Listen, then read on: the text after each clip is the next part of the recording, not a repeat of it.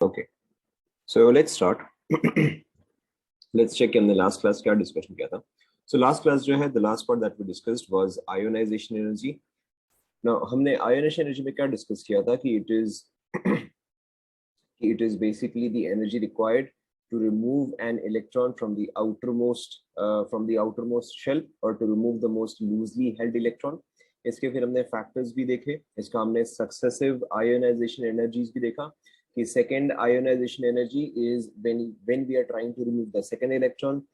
Fifth ionization energy would be when we are trying to remove the fifth electron and so on. उसके अलावा हमने यहाँ पे इसके factors भी देखे. तो यहाँ पे आपके फैक्टर क्या थे? Z effective and radius. Z effective increase करता है तो IE जो है वो इंक्रीज करता है.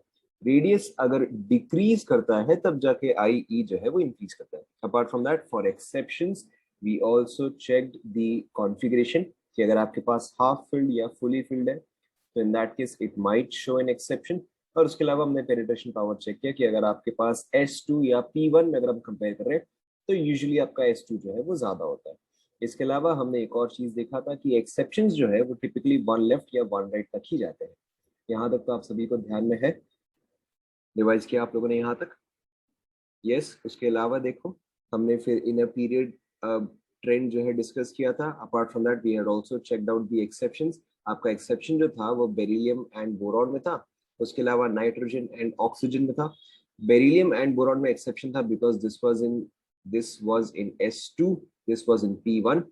और नाइट्रोजन एंड ऑक्सीजन के केस में इसलिए था क्योंकि नाइट्रोजन था वो P3 कॉन्फ़िगरेशन था which was half filled and oxygen था which was P4 which was partially filled. Exception जो है वो आपका एक तक ही शो करता है. ऑलराइट.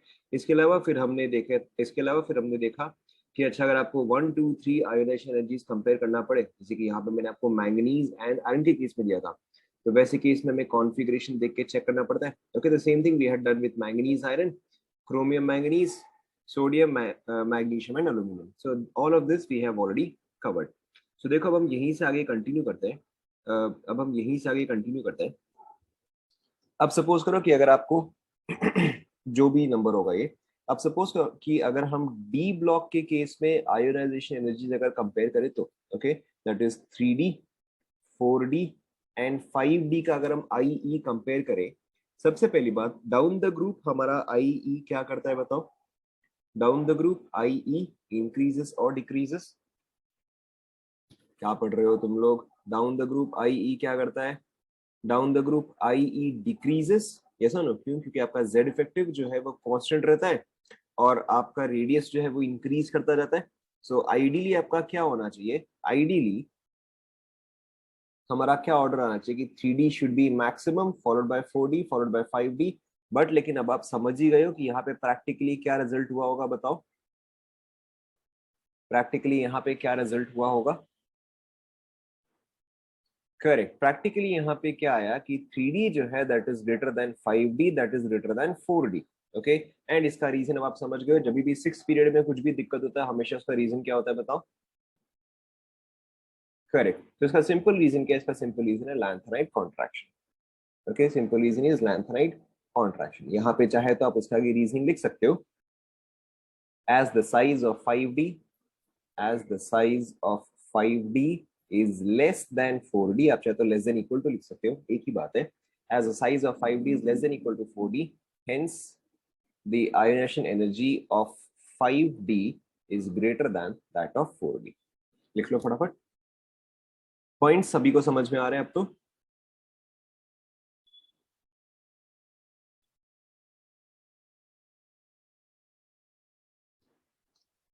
और यहाँ पे ऑब्वियसली एक्सेप्शन क्या आ जाएगा बताओ? यहाँ पे इस रूल का एक्सेप्शन ऑब्वियसली क्या आ जाएगा, या कौन कौन से एलिमेंट्स आ जाएंगे?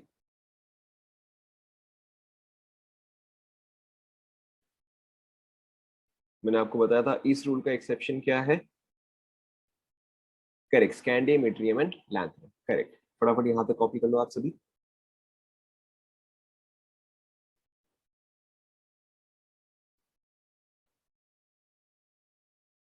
हो गया?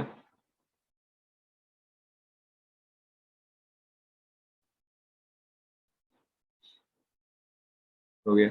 Alright. The next exception copy कर लो. The next exception is in your P block 13th group. Obviously the next exception is in your P block 13th group. ये भी आप समझ ही गए हो. यहाँ पे है boron, aluminium, gallium, indium and thallium. Alright. Now ideally हमारा ऑर्डर क्या होना चाहिए था? Ideally हमारा ऑर्डर होना चाहिए था boron more than aluminium, more than gallium, more than indium and more than thallium. Okay. But अब आप बताओ, अब हम एक ही करके चलो चेक करते हैं कि गैलियम का आईई जो है आइडियली लेस होना चाहिए था, बट प्रैक्टिकली एल्यूमिनियम के रिस्पेक्ट में क्या आएगा बताओ? ऑब्वियसली एल्यूमिनियम के रिस्पेक्ट में ग्रेटर आएगा. रीजन? Reason correct. रीजन आपका हो गया डी कॉन्ट्रैक्शन. राइट. रीजन जो है वो आपका हो गया डी कॉन्ट्रैक्शन. या फिर आप चाहे तो ये भी बोल सकते हो कि अच्छा गैलियम का साइज जो है दैट इज लेस देन और इक्वल टू एल्यूमिनियम. सो यहाँ पे देखो हमारा ऑर्डर एक्चुअल में क्या आता है प्रैक्टिकली. अच्छा इससे पहले कि मैं पूरा ऑर्डर लिखूं, एक और बताओ. इंडियम एंड थैलियम में, राइट, इंडियम एंड थैलियम में आइडियली हमारा इंडियम का जो है ज्यादा आना चाहिए, बट प्रैक्टिकली क्या होगा बताओ? करेक्ट. थैलियम जो है वो ज्यादा आएगा.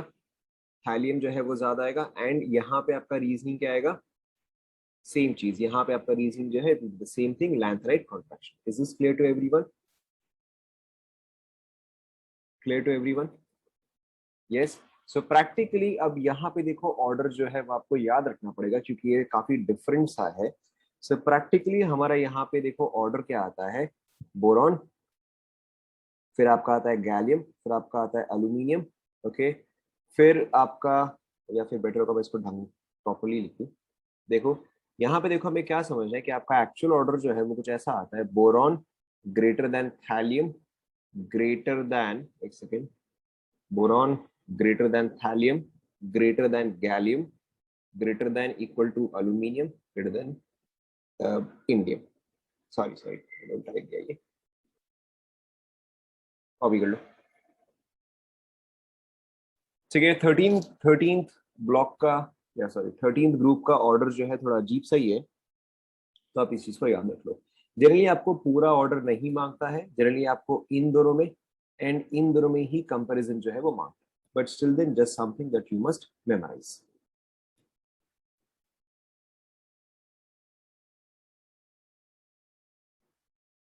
Is it done?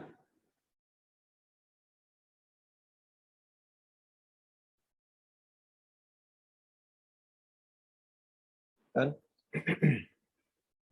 Okay.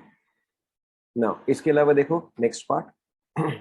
अब देखो इसके अलावा आपको एक और चीज क्या समझना है कि सक्सेसिव आयोनाइजेशन एनर्जीज जो है, सक्सेसिव आयोनाइजेशन एनर्जीज जो है, successive ionisation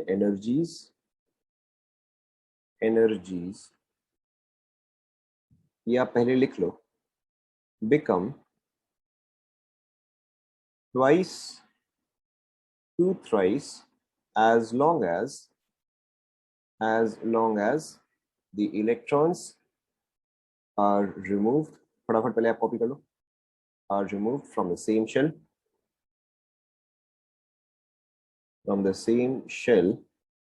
but they become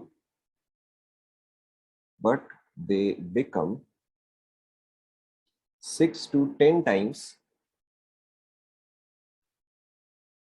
when they are removed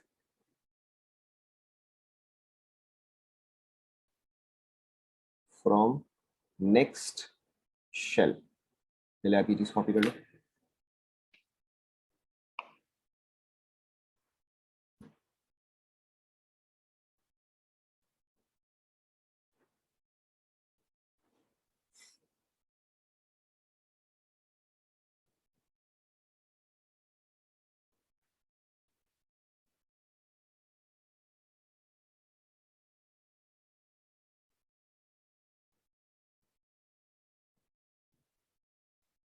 copy कर लिया?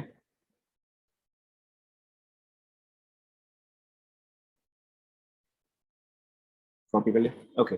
ना अब देखो इन सब का इसका मतलब क्या होता है. Let's take 3 examples. Right. Let's take aluminium. कहाँ पे? Next shell.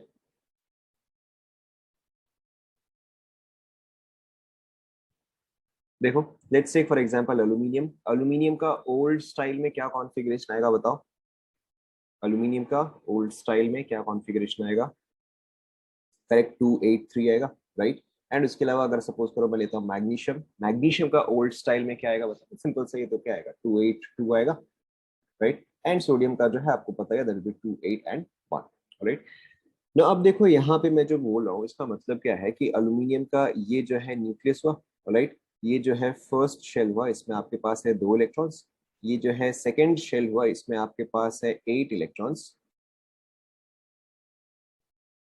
ओके। एंड फिर आपके पास जो हुआ लास्ट शेल हुआ जिसमें कि आपके पास है 3 इलेक्ट्रॉन्स, ओके। सेम चीज same thing with in case of magnesium. Magnesium के पास फर्स्ट में होंगे 2 इलेक्ट्रॉन्स, सेकेंड में होंगे 8,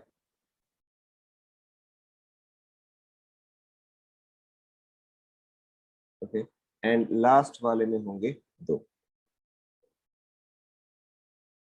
same thing with sodium.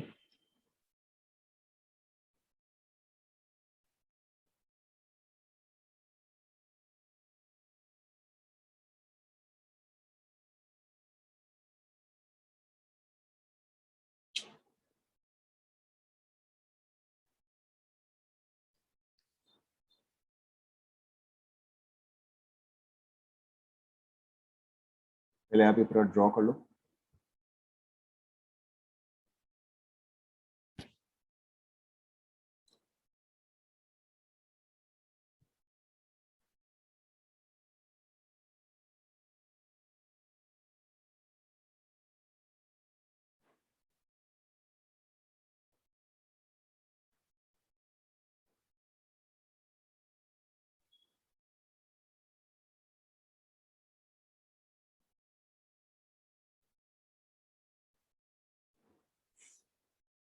Draw कर लिया?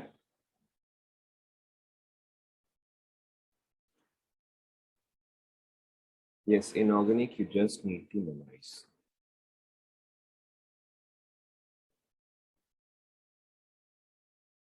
ड्रॉ कर लिया आप सभी?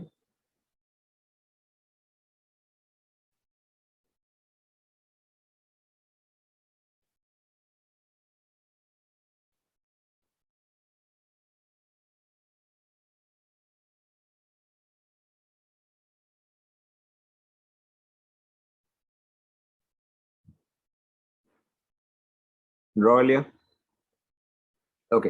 नो अब देखो ये जो मैंने पूरा लिखवाया है, ये जो मैंने पूरा लिखवाया है इसका मतलब क्या है कि सपोज करो अगर मैं पहला एग्जांपल एल्यूमिनियम ही लेता हूँ, एंड अगर एल्यूमिनियम का मैं फर्स्ट इलेक्ट्रॉन रिमूव कर रहा हूँ तो वो कौन से शेल से निकलेगा बताओ? करेक्ट, वो थर्ड शेल से निकलेगा, ठीक है। तो हो सकता है आपको कुछ भी एक इंफॉर्मेशन दिया रहेगा कि अच्छा जो मैं फर्स्ट इलेक्ट्रॉन रिमूव कर रहा हूँ, कुछ भी इंफॉर्मेशन दिया रहेगा, does not matter, okay. First electron जो मैं रिमूव कर रहा हूँ, सपोज करो कि उसका उसके लिए जो एनर्जी रिक्वायर्ड है दैट इज 10, ओके। सपोज करो कि in case of aluminium the energy required to remove the first electron is 10, क्या unit, it does not matter, okay. जब मैं सेकंड इलेक्ट्रॉन निकालूंगा तो वो कौन से शेल से निकलेगा बताओ? ये वाला चलो मैंने निकाल दिया। जब मैं सेकंड निकालूंगा तो वो कौन से शेल से निकलेगा? करेक्ट, वो भी आपका थर्ड शेल से ही निकलेगा। तो अब देखो यहाँ पे मैंने क्या लिखा है, अगर इलेक्ट्रॉन जो है वो सेम शेल से निकल रहा है तो मेरा आई ई जो है वो 2 से 3 टाइम्स होगा, राइट। यानी कि मेरा सेकेंड आई ई जो है वो हो सकता है कुछ आपको 24, 25, 20, 30 कुछ भी एक ऐसा वैल्यू दे, ठीक है। या हो सकता है वो 15 भी दे दे। पॉइंट इज की सेकेंड आई ई जो है as long as same shell से निकाल रहे हो, ओके, वो प्रीवियस आईई का 2 से 3 टाइम्स के रेंज में होगा, ओके, उसके रेंज में होगा। नाउ जब मैं थर्ड इलेक्ट्रॉन निकालूंगा तो अगेन वो कौन से शेल से होगा बताओ? वो अगेन थर्ड शेल से ये, यानी कि अब वो इसका 2 से 3 टाइम्स होगा, ठीक है। यानी कि हो सकता है इसका वैल्यू जो है वो कुछ 55 हो, राइट। नाउ 55 अगर आप देखोगे तो 24 का 2 से 3 टाइम्स के बीच में है, राइट। अब जब मैं फोर्थ इलेक्ट्रॉन निकालूंगा तो वो कहां से निकलेगा बताओ? करेक्ट, अब जो फोर्थ इलेक्ट्रॉन निकालूंगा वो मैं सेकंड शेल से निकालूंगा। Now the fourth electron is from a different shell, okay. Now अब आपका आईई जो है वो 6 to 10 टाइम्स चेंज होगा, ओके। मे बी अब आपको यहाँ पे वैल्यू जो है वो कुछ हो सकता है ऐसा दे दे 400, ओके। सो यहाँ पे जो आपका सडन जंप हुआ है तो आपको समझ में आएगा अच्छा ठीक है यहाँ पर जो है मेरा शेल जो है वो चेंज हुआ है, ओके ना। अब जब मैं फिफ्थ इलेक्ट्रॉन निकालूंगा तो वो कहां से निकलेगा बताओ? अब वो सेकंड शेल से ही निकलेगा, यानी कि अब जो है अगेन वो 2 से 3 टाइम्स के बीच में जाएगा, यानी कि हो सकता है कि ये जो है 900। Okay, this was the first example. आप सेकंड एग्जांपल देखो, let's look at the second example of magnesium. Alright, now magnesium के केस में अगर मैं फर्स्ट इलेक्ट्रॉन रिमूव कर रहा हूँ, राइट, तो वो कौन से शेल से निकलेगा? थर्ड शेल से ही निकलेगा, राइट। इसका हो सकता है आपको कुछ भी एक वैल्यू दे, डजंट मैटर, हो सकता है कि आपको 100 दिया गया है, ओके, कुछ भी एक वैल्यू दे रहेगा, डजंट मैटर। सपोज करो कि आपको 100 दिया गया, ओके। जब मैं सेकंड इलेक्ट्रॉन निकालूंगा तो अगेन वो कौन से शेल से निकलेगा? करेक्ट, वो थर्ड से ही निकलेगा, यानी कि अगेन यहाँ पर भी आपका वैल्यू जो है वो से ट्वाइस या थ्राइस के बीच में ही रहेगा। जब मैं थर्ड इलेक्ट्रॉन निकालूंगा तो वो कहाँ से निकलेगा? अब मेरा शेल जो है वो चेंज हो गया है, राइट ना। अब यानी कि इसका वैल्यू जो है वो काफी ड्रास्टिकली जो है वो इंक्रीज करेगा, ठीक है। फिर इसका नेक्स्ट वाला जो है वो कौन से शेल से निकलेगा? अब सेकंड से निकलेगा, तो अब जो है वो अगेन आपका नॉर्मली कुछ ट्वाइस थ्राइस ऐसे ही कुछ होगा। Is that clear? Okay, now next similarly sodium वाला देखो। नेक्स्ट सिमिलरली अब आप सोडियम वाला देखो, यहाँ पे ये IE1, IE2, IE3, ओके। तो यहाँ पे सोडियम वाला देखो, फर्स्ट इलेक्ट्रॉन जो निकलेगा वो कहाँ से निकलेगा? ओके, वो थर्ड शेल से निकलेगा, कुछ भी एक रैंडम वैल्यू हो सकता है, let's say the value is 50, okay. Second electron जो निकलेगा वो कहाँ से निकलेगा? करेक्ट, सेकंड इलेक्ट्रॉन जो निकलेगा वो तो अब आपका सेकंड शेल से निकलेगा, यानी कि this has to be now a much larger value, तो हो सकता है आपको इसका कुछ एक वैल्यू देते, let's say 400, okay, and then so on. तो जहां पर भी आपका ड्रास्टिक जंप होता है या जहां पर भी आपका ड्रास्टिक चेंज होता है, तो वहां पे आपको समझना है कि अच्छा ठीक है, यहाँ पे अब मेरा शेल जो है वो चेंज हुआ है। Is that clear?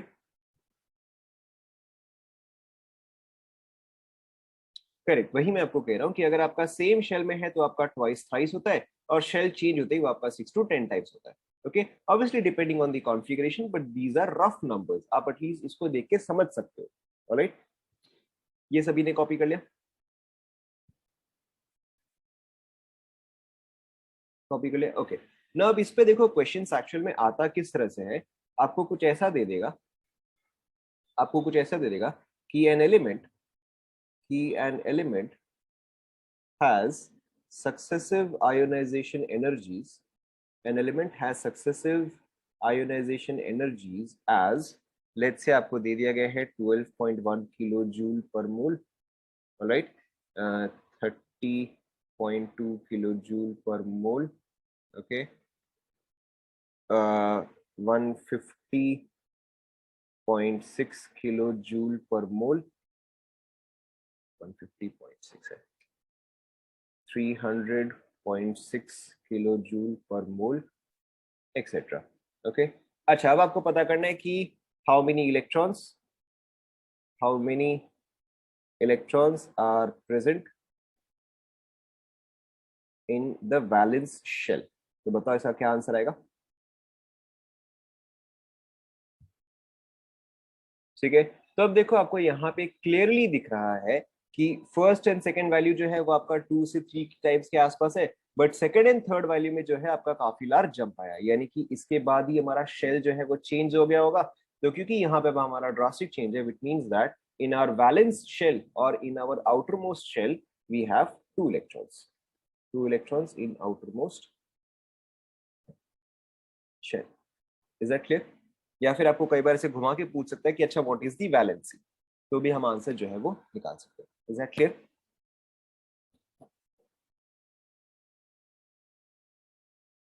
कॉपी कर लो ये वाला।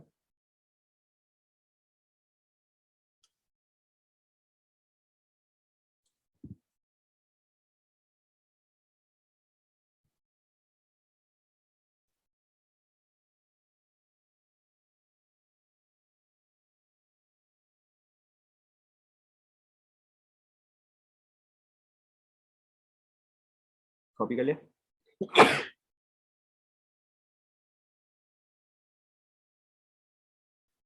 Okay, next question. ये क्वेश्चन था वैसे, ये इसका आंसर हुआ। नेक्स्ट क्वेश्चन देखो, आपको हो सकता है कुछ ऐसा दे कि which elements are represented, which elements are represented by the following ionization energies respectively.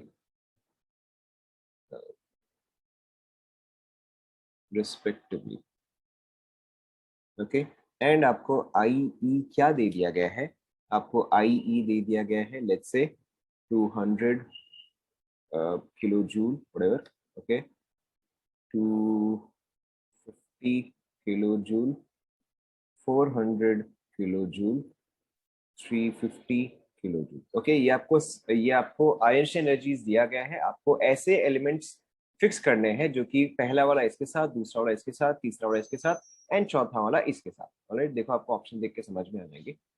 Option A let's say option A let's say sodium, magnesium, aluminium, aluminium के बाद आपका आता है silicon. Option B fluorine, chlorine, bromine, iodine. Option C option C boron, carbon, nitrogen, oxygen.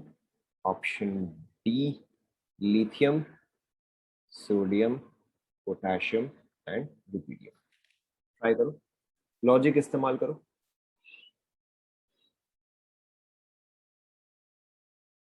पहला वाला पहले के साथ कॉरेस्पॉन्ड करना चाहिए, दूसरा वाला दूसरे के साथ एंड सो ऑन।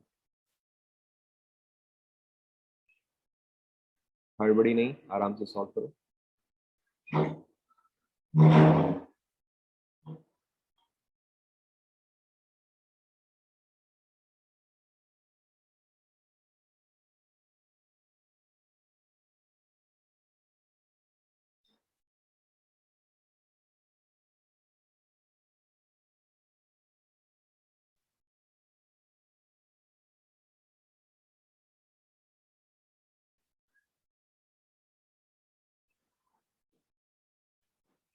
फर्क नहीं पड़ता, चलो इसको हम 400 कर देते हैं, बट पॉइंट इज कि इससे ज्यादा है 400।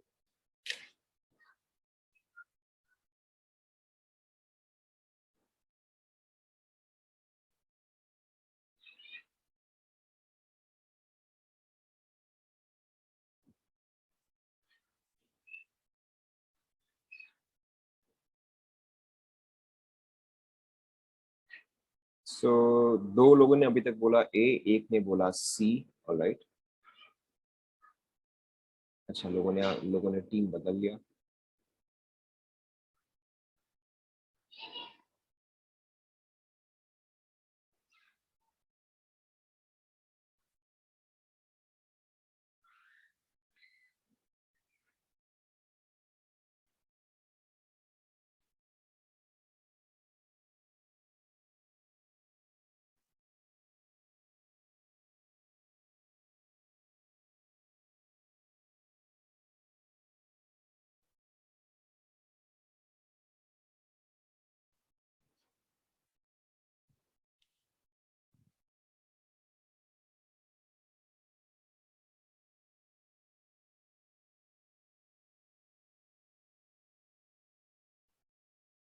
क्या होना चाहिए बताओ?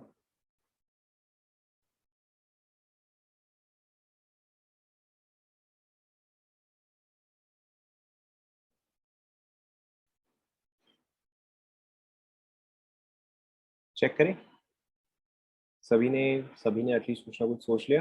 Has everybody thought of your answer? Okay, let's check. So देखो, हम सबका पहले ऑर्डर देख लेते हैं, हालांकि जरूरत तो नहीं है, बट चलो ठीक है, इस पर्टिकुलर क्वेश्चन में मैं एक बार सबका ऑर्डर बता ही देता हूँ। तो देखो, आपका यहाँ पे ऑर्डर क्या आना चाहिए? सोडियम, ओके, मैग्नीशियम जो है वो सोडियम से ग्रेटर आएगा या लेसर आएगा? मैग्नीशियम जो है वो सोडियम से ग्रेटर आएगा, लेसर, करेक्ट। मैग्नीशियम जो है वो सोडियम से ग्रेटर आएगा, लेकिन मैग्नीशियम जो है वो तो अल्यूमिनियम से भी ग्रेटर आना चाहिए, राइट। मैग्नीशियम जो है वो तो अल्यूमिनियम से भी ग्रेटर आना चाहिए, ठीक है। यानी कि हमारा सेकंड वैल्यू जो है वो थर्ड वैल्यू से ग्रेटर होना चाहिए था, लेकिन यहाँ पे क्या है, सेकंड वैल्यू जो है वो तो थर्ड वैल्यू से ग्रेटर नहीं है, राइट। यहाँ पे मेरा क्या आना चाहिए था? Sodium, magnesium, this should still be further greater than aluminum and then this should be silicon, okay, but ये ऑर्डर तो हमारा यहाँ पे नहीं है, तो ए जो है वो पॉसिबल नहीं है, राइट। बी के केस में बताओ क्या ट्रेंड आना चाहिए था? बी के केस में क्या ट्रेंड आना चाहिए था कि मेरा IE should be continuously decreasing, yes और नो? बी के केस में मेरा IE should be continuously decreasing, and same चीज डी के केस में भी कि मेरा IE should be continuously decreasing, right? लेकिन यहाँ पर अगर मैं देखूंगा तो this is P1 configuration, this is P2 configuration, this is P3 and this is P4. So P3 जो है वो P4 से ज्यादा आएगा. So this is the only one which is matching with this pattern. क्या ये सभी को क्लियर हुआ? ठीक है, तो यहाँ पर वैल्यूज क्या दिया हुआ है उससे फर्क नहीं पड़ता है, राइट? वैल्यूज का पैटर्न क्या है वो चीज आपको हमेशा समझना है. ओके, सेम चीज यहाँ पे the values itself don't matter, लेकिन उनका पैटर्न क्या है या उनका ट्रेंड क्या है उससे आप आंसर निकालते हो. Is that clear to everyone?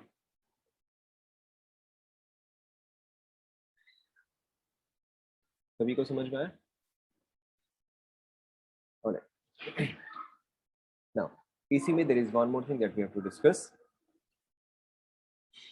इसमें there is one more thing that we have to discuss, that is your inert pair effect. Inert pair effect. नहीं, आपको ये सब ओरिजिनल वैल्यूज कुछ भी याद नहीं रखना, आपको ये सारे वैल्यूज जो है कुछ भी आपको याद नहीं रखना है. ओके, आपको क्वेश्चन में सफिशिएंट इंफॉर्मेशन जो है दिया हुआ रहेगा. नाउ हम आयोनाइजेशन में ही कंटिन्यू कर रहे हैं. The next part is your inert pair effect. We are still continuing in ionization energy.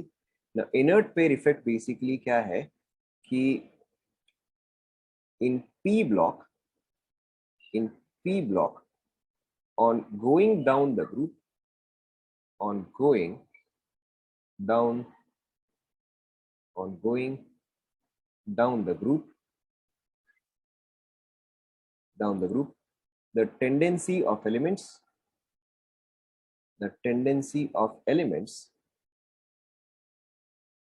to show lower oxidation state. हमने oxidation state क्या होता है डिस्कस किया है क्या?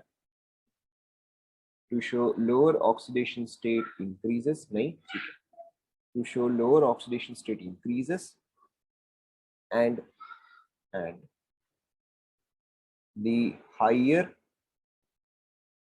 and lower oxidation state,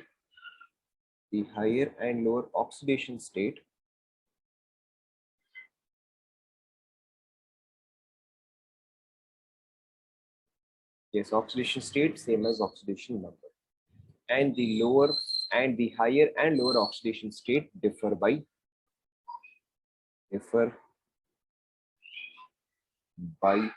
2. Inert pair effect in P block, on going down the group, the tendency of elements to show lower oxidation state increases and the difference, and नहीं ठीक है चलेगा, and the higher and lower oxidation state differ by 2.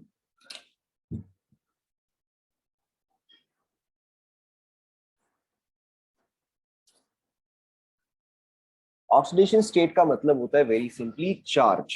Okay, oxidation state is very simply, पहले आप लिख लो. Oxidation state का simply मतलब होता है चार्ज. जैसे कि अगर मैं मैग्नीशियम आयन बोलूं या अगर मैं मैग्नीशियम का कैटायन बोलूं तो उस पर कितना चार्ज होगा? उस पर चार्ज जो है +2 होगा. सो oxidation state would be very simply +2, या oxidation number would be very simply +2. Oxidation जो है उसमें प्लस या माइनस इंपॉर्टेंट होता है. अगर सपोज करो मैं फ्लोरीन का एनायन बोलूं तो उसका ऑक्सीडेशन स्टेट क्या आ जाएगा? -1 आ जाएगा. ठीक है, अगर सपोज करो मैं आपको बोलूं ऑक्साइड आयन, तो ऑक्सीजन पे क्या ऑक्सीडेशन नंबर रहेगा बताओ? करेक्ट, -2 रहेगा. ऑक्सीजन पे तो -2 रहेगा, राइट? सो ऑक्सीडेशन स्टेट या oxidation number is very simply charge. हासिल कर सकते. यहाँ तक करीब लिखिए आप सभी ने, राइट? तो यहाँ पे देखो, हमें सबसे पहले क्या समझना है कि अगर मैं ग्रुप 1 एलिमेंट्स लेता हूँ, राइट? ग्रुप 1 यानी कि lithium, sodium, potassium, rubidium and caesium, right? सबके बताओ कैटायंस पे चार्ज कितना होता है? सबके कैटायंस पे चार्ज कितना होता है? Correct, lithium, sodium, potassium, rubidium and caesium, सब पे चार्ज कितना होता है? +1 होता है. सबके सब जब भी कैटायंस बनाते हैं सब पे चार्ज +1 होता है. सिमिलरली सपोज करो अगर आप ग्रुप 2 लेते हो, right? Beryllium, magnesium, calcium, strontium and barium, right? उन सब पे चार्ज क्या होता है, उन सब पे चार्ज जो है +2 होता है। अगर हम हैलोजेंस ले, राइट, अगर हम हैलोजेंस ले that is fluorine, chlorine, bromine, iodine, उन सब पे चार्ज क्या होता है, सब पे चार्ज जो है -1 होता है। यानी कि इन अ ग्रुप सबका वैलेंसी जो है या सबका ऑक्सीडेशन जो है वो सेम रहना चाहिए, ऐसा नो, करेक्ट। तो यहाँ पे अगर मैं 13th ग्रुप देखूं, राइट, अगर मैं 13th ग्रुप देखूं that is boron, aluminium, gallium, indium and thallium. तो अल्यूमिनियम का तो मेरे को डेफिनेटली पता है, अल्यूमिनियम जो है वो +3 है। यानी कि इन सारे एलिमेंट्स का, यानी कि इन सारे एलिमेंट्स का मेरा ऑक्सीडेशन स्टेट सबका क्या होना चाहिए बताओ, सबका जो है +3 होना चाहिए, यस और नो। ओके, सिमिलरली अगर मैं बोरॉन के बगल में लूं दैट इज कार्बन, ओके, यहाँ पे कार्बन, सिलिकन, सिलिकन के नीचे जेरेनियम, उसके नीचे, सॉरी उसके नीचे टिन, एंड उसके नीचे लेड, राइट। इन सब का वैलेंसी क्या आ जाएगा बताओ, अब तो आपको समझ में आएगा, करेक्ट। इन सब का वैलेंसी जो है वो +4 होना चाहिए, राइट। नाउ सो यहाँ पे हमें क्या समझना है कि down the group, alright, down the group हम यहाँ पे क्या देख रहे हैं, या डाउन द ग्रुप प्रैक्टिकली क्या ऑब्जर्व हो रहा है कि अगर मैं +3 ऑक्सीडेशन स्टेट का स्टेबिलिटी देखूं, पहले आप पूरा बात सुन लो, राइट। +3 का स्टेबिलिटी जो है वो बोरॉन का +3 सबसे ज्यादा स्टेबल है, फिर अल्यूमिनियम का +3, फिर गैलियम का +3, फिर इंडियम का +3, एंड देन थैलियम का +3, ओके। लेकिन अगर मैं +1 का स्टेबिलिटी देखूं, okay, now between +3 and +1 obviously lower oxidation state कौन सा है बताओ, ऑब्वियसली लोअर ऑक्सीडेशन स्टेट +1 है। एंड देखो यहाँ पे हमने क्या लिखा है, the difference between higher and lower oxidation states is 2, alright. So ये इसका हायर ऑक्सीडेशन स्टेट हुआ, एंड ये जो है इसका लोअर ऑक्सीडेशन स्टेट हुआ, दोनों के बीच का डिफरेंस जो है वो 2 का हुआ। तो ऑब्वियसली अगर यहाँ पे हायर ऑक्सीडेशन स्टेट जो है वो +4 है, तो इसका लोअर ऑक्सीडेशन स्टेट क्या आ जाएगा, करेक्ट, +2 आ जाएगा। और इसका रीजनिंग आपको अभी 2 मिनट में समझ में आएगा, पहले आप यहाँ पे ध्यान दो। और +1 का स्टेबिलिटी जो है वो बोरॉन +1 का लीस्ट स्टेबल है, अल्यूमिनियम +1 भी काफी कम स्टेबल है, गैलियम, सॉरी 3+ आएगा, गैलियम +1 जो है that is more stable, indium +1 is very stable, and thallium +1 is most stable, alright. So अब आप मुझे देख के बताओ, अब आप इन दोनों ऑर्डर को देख के बताओ, एंड जो भी आपका जनरल नॉलेज है उसको आप देख के बताओ कि अल्यूमिनियम जो है वो कौन से स्टेट में रहना प्रेफर करेगा, +3 या +1, करेक्ट। अल्यूमिनियम जो है from your general experience also you know कि अल्यूमिनियम जो है वो +3 में ही रहना प्रेफर करता है। अल्यूमिनियम +1 तो हमने कभी सुना ही नहीं, अल्यूमिनियम जो है हमेशा +3 ही सुना है, कैसा नो, ऑलराइट। लेकिन थैलियम जो है वो कौन से स्टेट में रहना प्रेफर करेगा, करेक्ट, थैलियम जो है वो यहाँ पे +1 स्टेट में जो है वो रहना प्रेफर करेगा। तो यहाँ पर देखो आपको एग्जैक्टली वही चीज दिया गया है in P block on going down the group. ध्यान दो आप सभी, the tendency of elements to show lower oxidation state increases, ठीक है। यानी कि अप द स्टेट जो है वो हायर दिखाना चाहेगा, लेकिन डाउन द ग्रुप क्या है वो लोअर ऑक्सीडेशन स्टेट शो करना चाहेगा। Is that clear to everyone, ठीक है। तो सिमिलरली अब अगर मैं आपको कार्बन का बोलूं, राइट, तो अब अगर मैं आपको कार्बन का बोलूं तो कार्बन का क्या टेंडेंसी रहेगा, कौन सा ऑक्सीडेशन स्टेट शो करने का बताओ, करेक्ट, कार्बन जो है वो +4 शो करना चाहेगा, लेकिन लेड जो है वो क्या शो करना चाहेगा, करेक्ट, वेरी गुड, लेड जो है वो आपका +2 शो करना चाहेगा, राइट। तो सेम चीज अब अगर मैं यहाँ पे देखूं कि +4 का स्टेबिलिटी जो है, +4 का stability, right, in obviously group 14, so carbon +4 जो है वो मोस्ट स्टेबल है, followed by silicon +4, followed by germanium +4, followed by tin +4, followed by lead +4, right. लेकिन +2 का स्टेबिलिटी जो है वो carbon +2 is least stable, followed by silicon, ये तो कभी शो करता ही नहीं है, followed by germanium, followed by tin, followed by lead, okay. So carbon जो है या सिलिकॉन जो है या जर्मेनियम जो है ये तीनों +4 शो करना चाहेंगे, लेकिन लेड जो है या टिन जो है वो इन जनरल +2 शो करना चाहेंगे। अगेन इसका रीजन क्या होगा बताओ, मैंने आपको क्या बताया, 6th पीरियड में कुछ भी दिक्कत हो हमेशा किस पे ठेल देना है, करेक्ट, हमेशा आपको लैंथराइड कॉन्ट्रैक्शन पे ही सारे के सारा ब्लेम जो है वो डाल देना है। अब देखो दिस इज वेरी सिंपल, यहाँ पे लैंथराइड कॉन्ट्रैक्शन किस वजह से काम कर रहा है। चलो हम ग्रुप 14 का देखते हैं। Right, let's look at group 14। Carbon का आउटर मोस्ट कॉन्फ़िगरेशन क्या है बताओ। कार्बन का आउटर मोस्ट कॉन्फ़िगरेशन क्या है? मतलब 4 तो है, ठीक है, in terms of S and P, in terms of S and P, correct. So carbon का आउटर मोस्ट कॉन्फ़िगरेशन जो है वो आपका है S2P2, यस और नो? देखो चेक करो, कार्बन का कॉन्फ़िगरेशन क्या है, 1s2, 2s2 and 2p2, right. So carbon का जो है S2P2 है, एग्जैक्ट सेम कॉन्फ़िगरेशन जो है वो बाकी सब का भी होगा, ये सारे भी क्या होंगे, S2P2 होंगे, बस क्वांटम नंबर जो है वो हाई होता रहेगा। Carbon is 2s2 2p2, silicon क्या हो जाएगा, 3s2 3p2 हो जाएगा, राइट। जर्मेनियम क्या हो जाएगा, 4s2 4p2 हो जाएगा। टिन जो है 5s 5p, एंड लेड जो है 6s 6p हो जाएगा, यस नो? ओके चलो मैं यहाँ पे लिख दे रहा हूँ, this is 2s2 2p2, and lead जो है वो मेरा 6s2 6p2 हो जाएगा। देखो चेक करो, ऐसा आएगा,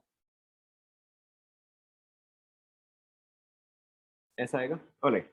ना अब आप मुझे ये बताओ कि अगर हम यहाँ पे अभी सिर्फ S2P2 देख रहे हैं, okay we are still looking at S2P2, N तो जनरल है, ओके 2 3 4 5 6 ये तो जनरल है, सब में कॉमन है, ऑलराइट ना। अब अगर ये चीज +4 कॉन्फ़िगरेशन शो कर रहा है, अगर ये चीज +4 शो कर रहा है, यानी कि मैंने कितने इलेक्ट्रॉन्स रिमूव किए बताओ। अगर एक कैटायन पे मेरे चार जो है वो शो करना है, +4 शो करना है, तो अभी से मेरे 4 इलेक्ट्रॉन्स रिमूव किए होंगे, यानी कि ये कॉन्फ़िगरेशन किसमें कन्वर्ट हो जाएगा बताओ। अगर मैंने 4 इलेक्ट्रॉन्स रिमूव किए तो यानी कि ये S0P0 हो जाएगा, यस और नो? ऑलराइट। और अगर यहीं पे, ऑलराइट, और अगर यहीं पे मैंने इंस्टेड ऑफ +4 मैंने अगर यहाँ पे लेट्स से +2 शो किया, +2 शो किया, तो बताओ अब यहाँ पे कॉन्फ़िगरेशन क्या आना चाहिए? वेरी गुड, S2P0 आना चाहिए। देखो चेक करो, S2P0 आना चाहिए,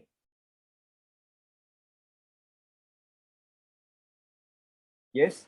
तो बताओ इन दोनों कॉन्फ़िगरेशन में डिफरेंस क्या है?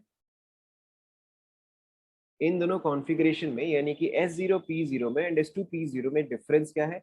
ऑब्वियसली आपको दिख रहा है यहाँ पे डिफरेंस जो है वो s ऑर्बिटल का है, या s के जो 2 इलेक्ट्रॉन्स हैं, राइट, इस केस में वो चीज रिएक्ट कर रहे हैं, एंड इस केस में s के जो 2 इलेक्ट्रॉन्स है वो रिएक्ट नहीं कर रहे हैं, right. And the elements which do not react उसको हम क्या बोलते हैं?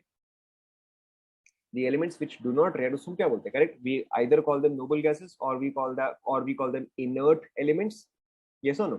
तो अगर कोई चीज रिएक्ट नहीं करता है तो हम उसे क्या बोलते हैं? इनर्ट बोलते हैं। एंड यहाँ पे कितने इलेक्ट्रॉन्स रिएक्ट नहीं कर रहे हैं? करेक्ट, यहाँ पे 2 इलेक्ट्रॉन्स रिएक्ट नहीं कर रहे हैं, क्योंकि देखो यहाँ पर जो है 4 रिएक्ट कर रहे थे, यहाँ पर जो है 2 रिएक्ट कर रहे थे, तो इफेक्टिवली कितने रिएक्ट नहीं किए? 2 इलेक्ट्रॉन्स रिएक्ट नहीं किए। So this is what is called as your inert pair effect. क्या अब आपको इनर्ट पेयर इफेक्ट का मतलब समझ में आया? सो इनर्ट पेयर इफेक्ट आपका होता क्या है कि S के जो 2 इलेक्ट्रॉन्स है, ओके, S के जो 2 इलेक्ट्रॉन्स है वो रिएक्ट नहीं कर रहे हैं, okay, will discuss more on this in detail. So this was all about group 14। अब आप नेचुरली ग्रुप 13 का भी समझ गए हो, ओके। सो ग्रुप 13 का आउटर मोस्ट कॉन्फ़िगरेशन क्या आएगा बताओ? ग्रुप 13 का आउटर मोस्ट कॉन्फ़िगरेशन क्या है? जैसे यहाँ पे आपने मेरे को S2P2 बोला, वैसे ही ग्रुप 13 का क्या आएगा? वेरी गुड, ग्रुप 13 का जो है S2P1 आएगा। तो अगर ये चीज +3 शो कर रहा है तो बताओ इसके बाद कॉन्फ़िगरेशन क्या आएगा? करेक्ट, S0P0 आएगा। और अगर यही चीज इंस्टेड मुझे अगर +1 शो कर रहा है तब बताओ क्या कॉन्फ़िगरेशन आएगा? करेक्ट, S2P0 आएगा, ओके। अगेन बताओ इन दोनों में हमारा डिफरेंस क्या है? यहाँ पर भी देखो डिफरेंस जो है वो सेम 2 का ही है, that is the difference of S2। So this was group 13, then it was group 14। Group 15 में भी एग्जैक्टली सेम चीज होगा। ग्रुप 15 में बताओ कौन कौन से 2 ऑक्सीडेशन स्टेट्स होंगे? ग्रुप 15 में कौन कौन से 2 ऑक्सीडेशन स्टेट्स होंगे? करेक्ट 5 एंड 3 होगा, राइट। ग्रुप 15 में फर्स्ट एलिमेंट कौन सा होगा? ग्रुप 15 में फर्स्ट एलिमेंट कौन सा होगा? करेक्ट नाइट्रोजन होगा, ठीक है। एंड लास्ट एलिमेंट कौन सा होगा बताओ? करेक्ट बिस्मथ होगा। तो नाइट्रोजन जो है वो क्या शो करना प्रेफर करेगा, +5 या +3? करेक्ट नाइट्रोजन जो है वो +5 शो करना प्रेफर करेगा, लेकिन बिस्मथ जो है वो क्या शो करना प्रेफर करेगा? करेक्ट वो प्रेफर करेगा +3। Is this clear to everyone? Yes. Now अब देखो ये इनर्ट पेयर इफेक्ट हो क्यों रहा है? Okay now why is this inert pair effect happening? This is happening because of lanthanide contraction. Okay मैंने आपको बताया कि this is happening because of lanthanide contraction. Now देखो अब यहाँ पे इफेक्टिवली हो क्या रहा है, चलो मैं इसको पूरा लिख देता हूँ। Lanthanide contraction causes inert pair effect, causes inert pair effect, right. अब देखो ये इनर्ट पेयर इफेक्ट किस तरह से कॉज कर रहा है? Very simple. जब भी मैं फिफ्थ पीरियड से सिक्स्थ पीरियड में जा रहा हूं, ठीक है, या फिर आप याद करो जब हम 4D से 5D में जा रहे थे, राइट। सो 4D से 5D में जाने पे हमारा IE क्या किया था बताओ? जनरली डाउन द ग्रुप हमारा IE जो है वो डिक्रीज करता है, बट 4D से 5D जाते हुए हमारा IE क्या किया? करेक्ट हमारा IE जो है वो इंक्रीज किया। ओके इंक्रीज किया बिकॉज ऑफ लैंथेनाइड कॉन्ट्रैक्शन। तो यहां पर भी देखो एग्जैक्टली exactly वही हो रहा है कि जब मैं सेकेंड पीरियड से निकाल रहा हूं इलेक्ट्रॉन्स, ओके जब मैं सेकेंड पीरियड से इलेक्ट्रॉन्स निकालूं तो वो मेरे लिए कुछ भी अमाउंट ऑफ डिफिकल्ट है। ओके डजेंट मैटर कितना डिफिकल्ट है, बट एक सम अमाउंट ऑफ डिफिकल्टी है, ठीक है। लेकिन जब मैं सिक्स्थ पीरियड से निकाल रहा हूं because of increase in ionization energy, okay because of increase in ionization energy, अब मुझे तो और भी ज्यादा एफर्ट डालना पड़ेगा इलेक्ट्रॉन रिमूव करने के लिए, यस और no, right. So first electron तो चलो मैंने P1 से निकाल दिया, चलो फिर भी ये कुछ भी एक मेहनत से निकल जाएगा, ओके लेकिन सेकेंड इलेक्ट्रॉन जो मुझे निकालना पड़ेगा S2 ब्रेक करके, इज दैट इजी और is that very difficult? Of course it is very difficult, right. It is very difficult why? क्योंकि पहली बात तो हम S2 ब्रेक कर रहे हैं which is a fully filled configuration. Second thing हमारा Z इफेक्टिव जो है वो भी काफी ज्यादा इंक्रीज कर गया, yes no, okay so which is why हम S2 को जो है ब्रेक नहीं कर पाते, ठीक है। तो चाहे आप इस वाले केस में देखो, चाहे आप 14th ग्रुप में देखो, जहां पे P2 ब्रेक करना सिंपल है, उसके बाद P1 ब्रेक करना सिंपल है, बट S2 जो है वो ब्रेक करना डिफिकल्ट है, ओके सो क्या होता है यहाँ पे S2 P2 से आप S2 P1 चल जाते हो, फिर आप S2 P0 चल जाते हो, बट आप फर्दर इसको ब्रेक करना जो है it becomes very difficult. And exact same thing here, यहाँ पे S2P1 से S2P0 तक जाना जो है इजी है, बट फिर वापस से S2 को ब्रेक करना जो है वो डिफिकल्ट है, which is why this down the group shows +1 and this one down the group shows +2। Is that clear to everyone? Okay तो यहाँ पे चलो मैं आपको थोड़ा सा डिटेल में लिखवा देता हूँ कि इनर्ट पेयर इफेक्ट के आपके रीजंस क्या है। इनर्ट पेयर इफेक्ट इसके रीजंस क्या है? सबसे पहली बात तो वही चीज है आपका lanthanide contraction, okay the most important point is lanthanide contraction, बाकी सब जो है बस इसका एक्सप्लेनेशन है, okay large increase in Z effective, large increase in Z effective makes it difficult to ionize S2 subshell. Is that clear to everyone?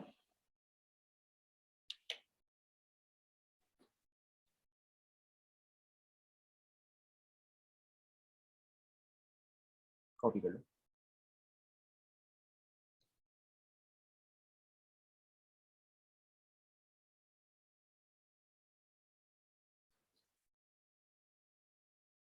ठीक है फिर हम इसी में कंटिन्यू कर रहे हैं, हम इनर्ट पेयर इफेक्ट में ही कंटिन्यू कर रहे हैं, ओके हायर ऑक्सीडेशन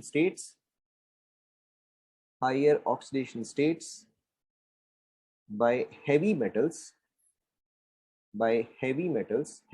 यानी कि वो मेटल्स जो कि डाउन द ग्रुप आते हैं, ओके डाउन द ग्रुप आते हैं, जैसे कि मे बी आपका हो गया lead, lead is a heavy metal, okay, जैसे कि मे बी आपका हो गया बिस्मथ या मे बी आपका हो गया thallium, these are all heavy metals, right? So higher oxidation state by heavy metals is only shown with highly electronegative elements, with highly electronegative elements. बताओ which is the most electronegative element? Which is the most electronegative element? Correct, fluorine. Fluorine के बाद next most electronegative element कौन सा है? हाँ, ये चीज चलो अब आपको याद रखना है। फ्लोरीन के बाद next most electronegative element is oxygen, okay. सबसे ज्यादा है फ्लोरीन, उसके बाद है ऑक्सीजन, उसके बाद नाइट्रोजन एंड क्लोरीन जो है ऑलमोस्ट इक्वल इक्वल ही होता है, ओके। सो आपको ये चीज याद रखना है कि फ्लोरीन जो है most electronegative, followed by oxygen, फिर आपका जो है नाइट्रोजन क्लोरीन ऑलमोस्ट बराबर बराबर ही आता है। आपको ये चीज जो है वो याद रखना है, लिख लो।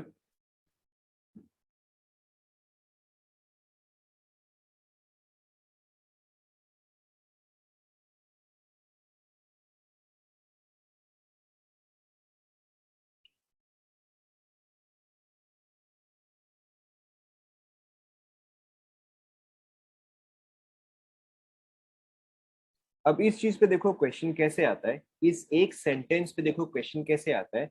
Which of the following doesn't exist?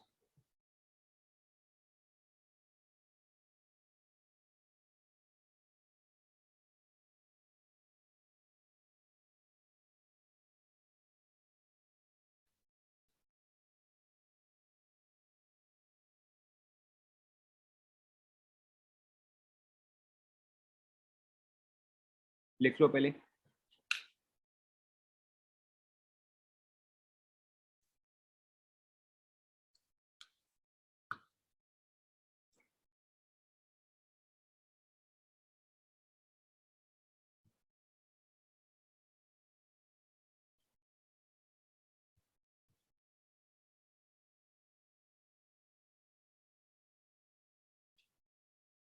लिख लिया आप सभी ने?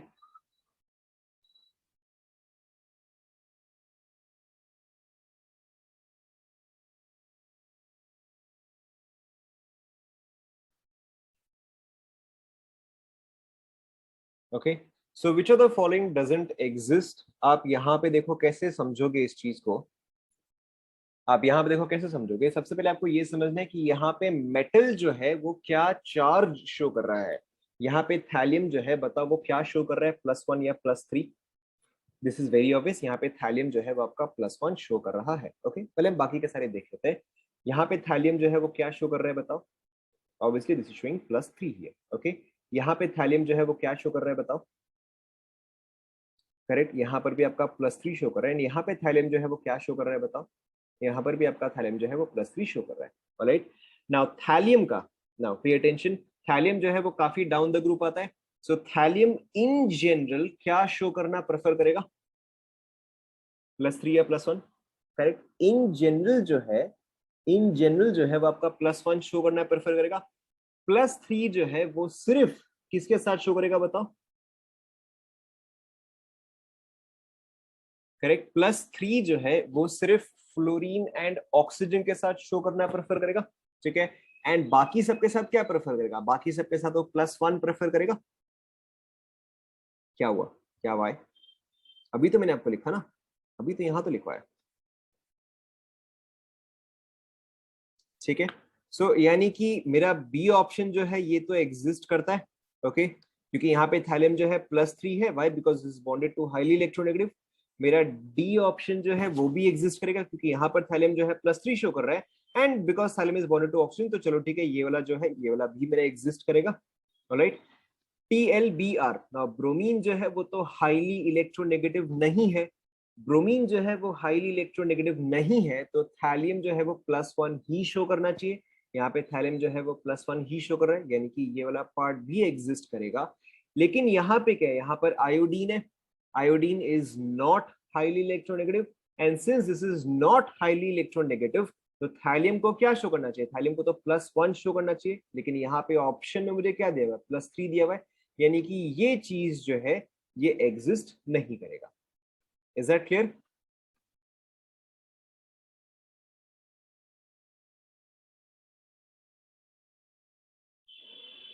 Clear to everyone? कॉपी कर लो।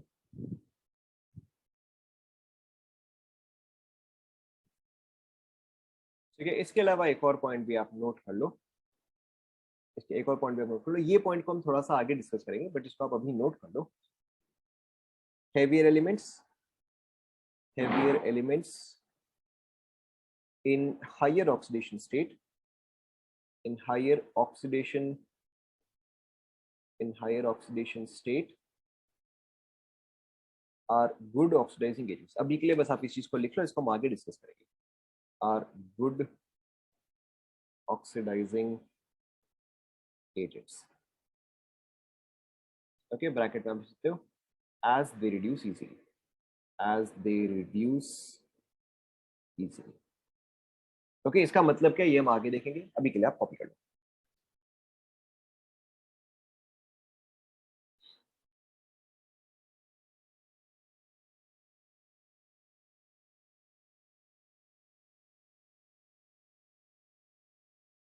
लिख लिया सभी ने?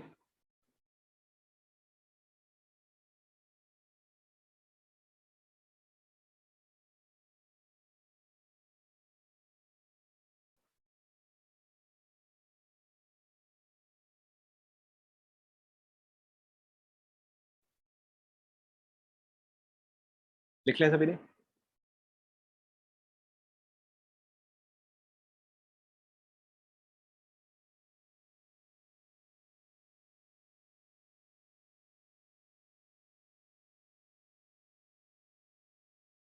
लिख लिया? Alright, so moving on to the next topic. So Einstein energy, I think, was the third property। Third था या फोर्थ था? Z effective, radius, ionization। Third था ना ionization? ठीक है, तो फिर आप नेक्स्ट लिखो। Next periodic property is your electronegativity. ये चीज आप में से सबको ऑलरेडी आता भी है, इलेक्ट्रोनेगेटिविटी। ओके ना, अब आपने शायद ये चीज स्टैंडर्ड 10 में पढ़ा होगा, राइट, या स्टैंडर्ड 9 में पढ़ा होगा। What is the definition of electronegativity? बताओ, बहुत ही डिफिकल्ट है। What is the definition of electronegativity? Correct, ठीक है, तो काफी सिंपल सही है। Electronegativity is defined as the tendency of an element to attract the shared pair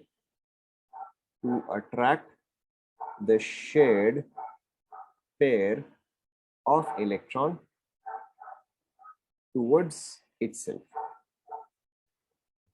okay, electronegativity क्या होता है? It is very simply the tendency of an atom to attract the shared pair of electrons towards itself।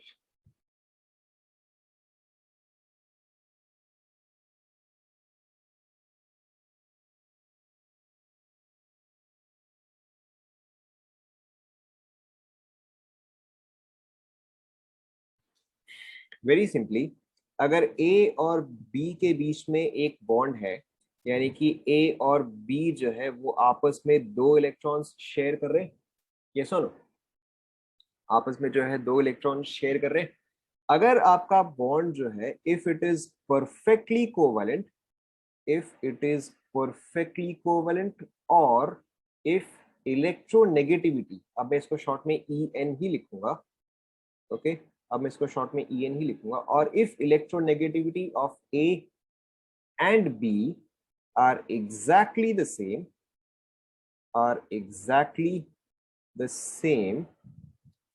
then the shared pair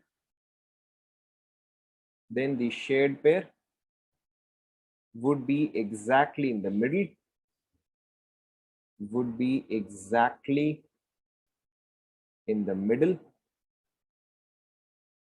okay.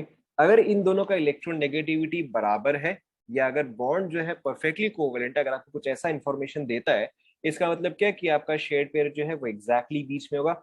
लेकिन अगर suppose करो यही shade pair जो है कहाँ पे, perfectly covalent, or if electronegativity En, electronegativity, okay. लेकिन अगर आपका शेड पेयर जो है वो किसी भी एक एटम के तरफ ज्यादा जा रहा है, जैसे कि अगर सपोज करो कि ये शेड पेयर जो है वो ए के तरफ ज्यादा प्रेजेंट है, तो इलेक्ट्रॉन जिसके तरफ ज्यादा जाता है that is your more electronegative, ठीक है। एंड जिसके तरफ नहीं जाता है that is your less electronegative और मोर इलेक्ट्रोपॉजिटिव।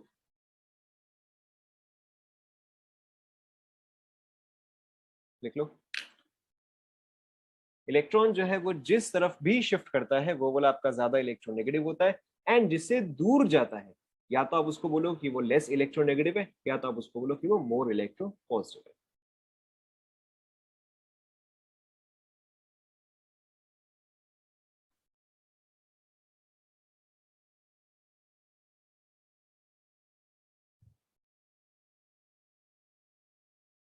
पोलर कोवेलेंट नहीं है, परफेक्टली कोवेलेंट है।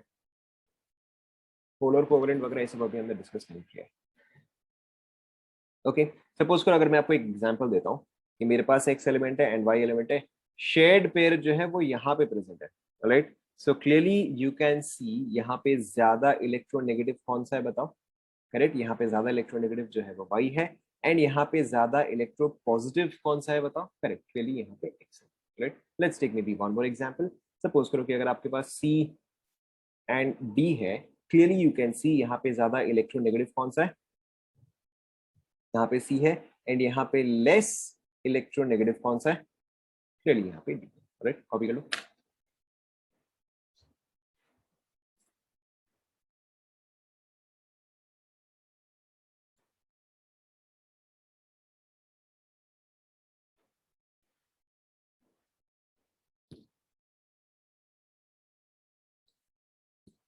कॉपी कर लिया।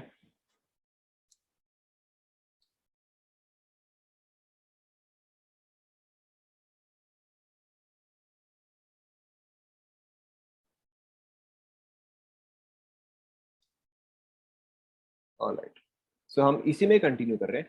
ओके, हम इसी में कंटिन्यू करें, we are continuing in electronegativity, the factors affecting electronegativity, all right। so the first factor is obviously same चीज, your z effective। बताओ, अगर ओके लेट्स से कि यहाँ पर है ए, यहाँ पर है बी, यहाँ पे है आपका share pair of electron, okay. Now अगर बी का जेड इफेक्टिव जो है वो इंक्रीज करता है, ध्यान दो, अगर बी का जेड इफेक्टिव जो है वो इंक्रीज करता है तो ये shared pair of electron B के तरफ जाएगा या अपने पोजीशन पे ही रहेगा। ऑब्वियसली अगर बी का जेड इफेक्टिव जो है वो इंक्रीज करता है, यानी कि अगर इसका अट्रैक्टिव फोर्स जो है वो इंक्रीज करता है, तो ये शेड पेयर ऑफ इलेक्ट्रॉन जो है वो इस डायरेक्शन में जाएगा, राइट। एंड अगर शेड पेयर ऑफ इलेक्ट्रॉन जो है वो इस तरफ जाता है तो बी का इलेक्ट्रोनेगेटिविटी क्या होगा, मोर या लेस। ऑब्वियसली बी का इलेक्ट्रोनेगेटिविटी जो है वो मोर होगा। तो अगर आपका जेड इफेक्टिव जो है वो इंक्रीज कर रहा है तो नेचुरली मेरा इलेक्ट्रोनेगेटिविटी भी क्या करेगा, मेरा इलेक्ट्रोनेगेटिविटी भी इंक्रीज करेगा, यस और no. And the second factor is your size. Okay, again आप समझ ही सकते हो, इट्स वेरी सिंपल। आपका अट्रैक्टिव फोर्स क्या है, के Q1 Q2 upon r square. अगर साइज जो है वो डिक्रीज करेगा तो अट्रैक्टिव फोर्स क्या करेगा, करेक्ट, अट्रैक्टिव फोर्स जो है वो इंक्रीज करेगा। तो यानी कि अगर मेरा साइज जो है वो डिक्रीज करता है तब जाके मेरा इलेक्ट्रोनेगेटिविटी क्या करेगा, इंक्रीज करेगा, यस और no. Okay, now the next factor is, अगर सपोज करो आप कंपेयर कर रहे हो एक कैटायन को, ओके, एंड एक एटम को। Okay, if you are comparing a cation and an atom, कहने का मतलब क्या, मेरे पास यहाँ पे है let's say sodium plus, and यहाँ पे है लेट्स से सोडियम, एंड यहाँ पे बीच में कहीं पर एक इलेक्ट्रॉन है, ऑलराइट। ये इलेक्ट्रॉन बताओ किस तरफ जाना प्रेफर करेगा, Na प्लस के पास या Na के प्लस, किसके पास जाएगा बताओ। लोग कंफ्यूज्ड है, पीपल आर कंफ्यूज्ड। देखो, यहाँ पर एक नेगेटिव चार्ज है, यहाँ पे न्यूट्रल है, यहाँ पे पॉजिटिव चार्ज है, बताओ नेगेटिव चार्ज जो है वो किस तरफ जाएगा, ऑब्वियसली पॉजिटिव की तरफ जाएगा, राइट। नेगेटिव चार्ज जो है वो ऑब्वियसली पॉजिटिव की तरफ जाएगा, तो यानी कि कैटायन का इलेक्ट्रॉन नेगेटिविटी जो है वो एक एटम से ज्यादा होगा। एंड ऑब्वियसली अगर मैं Fe3+ रख रहा हूँ, ओके, एंड अगर मैं Fe2+ रख रहा हूँ, बताओ किसका इलेक्ट्रॉन नेगेटिविटी ज्यादा होगा? ऑब्वियसली Fe3+ का इलेक्ट्रॉन नेगेटिविटी जो है वो ज्यादा होगा। तो आप चाहे तो यहीं पर लिख सकते हो कि electron negativity of M2+ is greater than electron negativity of M+, which is greater than the electron negativity of M। समझ में आ रहा है सभी को? राइट। एंड यहीं पर ही इंस्टेड अगर मैं एक एनायन और एटम को कंपेयर करूं, right, if I compare an anion and an atom, जैसे कि फॉर एग्जांपल, मैं आपको दे रहा हूँ, यहाँ पे है क्लोरीन, यहाँ पे है क्लोरीन माइनस, यहाँ पे है negative charge, okay. Essentially you have a negative charge, you have another negative charge and you have a neutral. बताओ अब ये नेगेटिव चार्ज जो है वो किसकी तरफ जाना प्रेफर करेगा? ऑब्वियसली वो एटम की तरफ जाना प्रेफर करेगा। क्यों? क्योंकि ये चीज जो है वो तो इसको रिपेल करेगा, लाइक चार्जेस रिपेल, राइट। सो यानी कि एक एनायन का इलेक्ट्रॉन नेगेटिविटी जो है वो तो एटम से कम होगा। And obviously you can understand now कि अगर मैं इलेक्ट्रॉन नेगेटिविटी कंपेयर कर रहा हूँ तो मेरा Ni2- का इलेक्ट्रॉन नेगेटिविटी और भी कम होगा then Ni-, and then simple atom का इलेक्ट्रॉन नेगेटिविटी जो है वो ज्यादा होगा। यस और नो? कॉपी कर लो यहाँ तक फटाफट।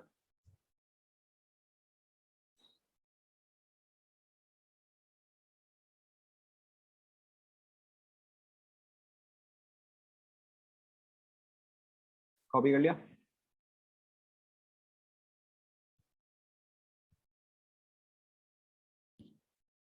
ऑलराइट। एंड फिफ्थ वन, ये वाला हम आगे डिस्कस करेंगे, अभी के लिए आप बस ये लिख लो, ओके। फिफ्थ वाला अभी आपको समझ में नहीं आएगा, ये बस आप लिख लो। फिफ्थ वाला डिपेंड्स ऑन हाइब्रिडाइजेशन।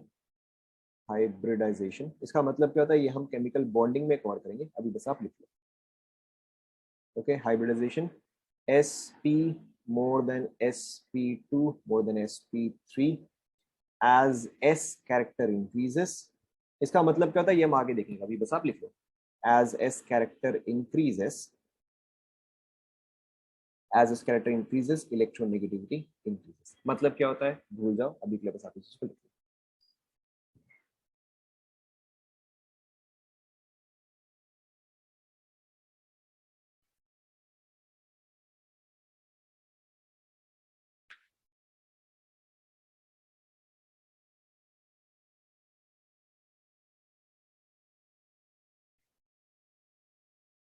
लिख लिया?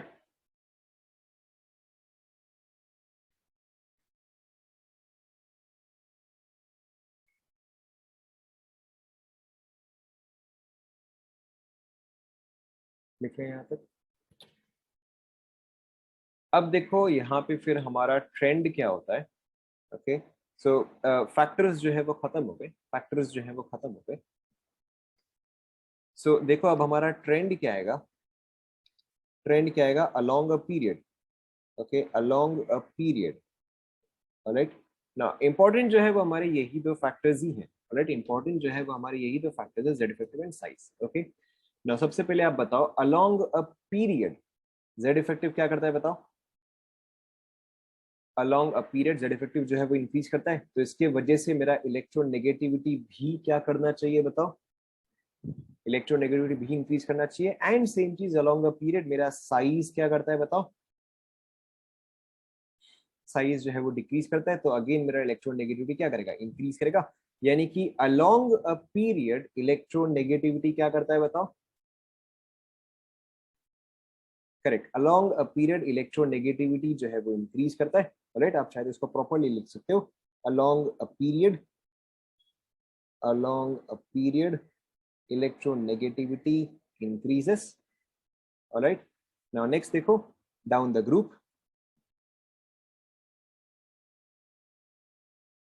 Down the group Z effective मेरा क्या क्या होता है, बताओ। Z effective is constant, Z effective से तो मैं डिटरमाइन नहीं कर सकता। साइज क्या होता है, बताओ। डाउन द ग्रुप साइज क्या होता है, साइज जो है वो इंक्रीज करता है। और अगर साइज जो है वो इंक्रीज कर रहा है तो इलेक्ट्रॉन नेगेटिविटी क्या करेगा, बताओ। Correct, so down the group z effective जो है वो तो मेरा कांस्टेंट है एंड साइज जो है वो तो मेरा इंक्रीज कर रहा है, यानी कि इफेक्टिवली मेरा इलेक्ट्रोनेगेटिविटी क्या कर रहा है, डिक्रीज कर रहा है. Is that clear to everyone?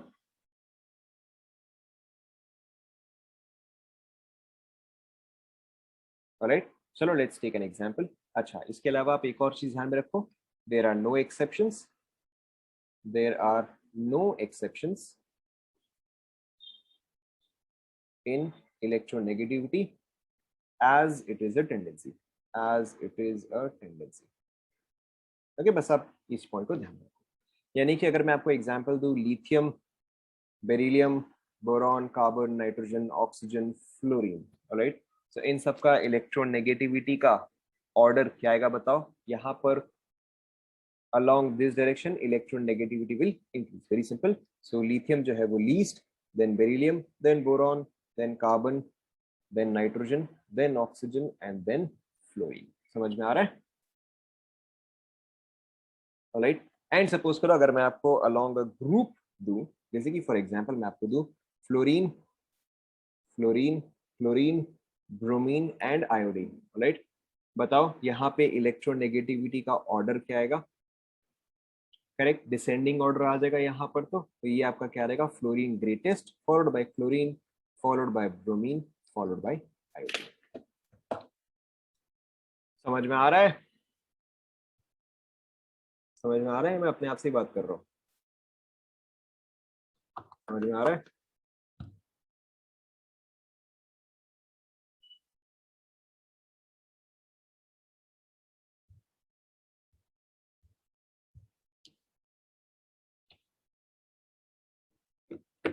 Alright, so electronegativity में और ज्यादा तो है नहीं.